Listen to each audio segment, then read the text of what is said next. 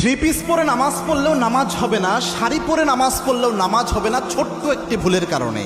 এই মাসালাটা মহিলাদের জানা উচিত এবং আরেকজনকে জানিয়ে দেওয়া উচিত, কারণ একজন নারীর জন্য নামাজের মতো গুরুত্বপূর্ণ আর কোনো ইবাদত হয় না। জান্নাতে যাওয়ার প্রথম শর্ত নারীর জন্য এই নামাজ।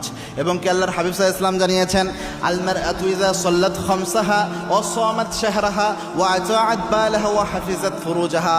কোন নারী যদি চারটা কাজ করে তার মধ্যে এক নাম্বার হচ্ছে 5 ওয়াক্ত নামাজ যদি কোনো নারী আদায় করতে পারে, ওই নারীর জন্য জান্নাতের 8টি দরজা মুক্ত হয়ে যায়। সুবহানাল্লাহ। এজন্য নামাজ নারীদের জন্য খুবই জরুরি। এখন নামাজ পড়ে নারীরা কষ্ট করে, নামাজের ইবাদত থাকলো, কিয়ামতের এই কঠিন ময়দানে যখন নারী দাঁড়ালো দেখলো সব আমল নামায় সব কিছু আছে, কিন্তু নামাজ যা পড়ছে কোনো কিছুই আল্লাহর দরবারে কবুল হয় নাই, তাহলে এর চেয়ে ব্যর্থতা আর কিয়ামতের দিন কিছু হবে না, এর চেয়ে হতভাগা হওয়ার মতো আর কিছু থাকতে পারে না।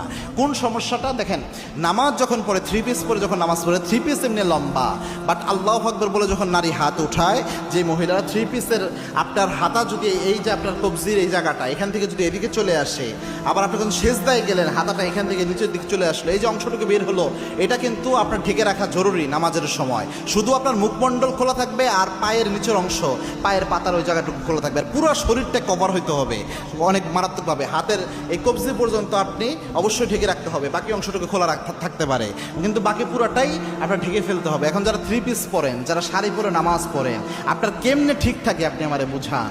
থ্রি পিস এবং অনেকে দেখবেন প্লাজো পরে, প্লাজো পায়জামা যেগুলো ওই যে একদম ঢিলে ঢালা, হালকা বাতাস আসলেও একটু পায়জামা উপরে দিকে উঠে যায়, টাকনুর উপরে উঠে যায়, এটা দিয়েও তো সঠিকভাবে নামাজ হয় না। এই জন্য উচিত হচ্ছে নামাজের আলাদা একটা কাপড় রাখা, একদম দেখবেন মাথা থেকে পা পর্যন্ত কভার করে এরকম কিছু কাপড় এখন বের হয়েছে, এরকম হেজাব বের হয়েছে, এরকম হেজাব পরে নামাজের একটা রাখেন। এটা